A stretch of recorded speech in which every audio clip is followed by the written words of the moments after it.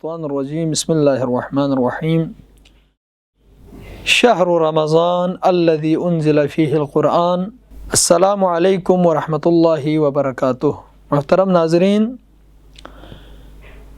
ایک اہم مسئلہ شرعی بارہا سوال ہوتا ہے کہ اگر ماہ مبارک رمضان میں ڈینٹسٹ کا کام جیسے دان نکالنا، دان کی جڑوں کی صفائی کرنا یا بے حسی کرنا، یا اگر دانتوں کو پر کرے روزے کے دوران، تو کیا اس سے روزہ باطل ہوتا ہے یا نہیں ہوتا؟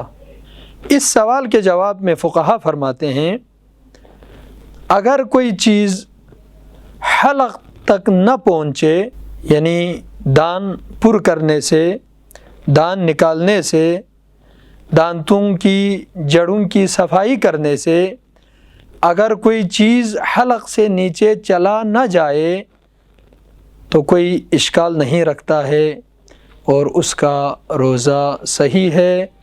والسلام علیکم ورحمۃ اللہ وبرکاتہ۔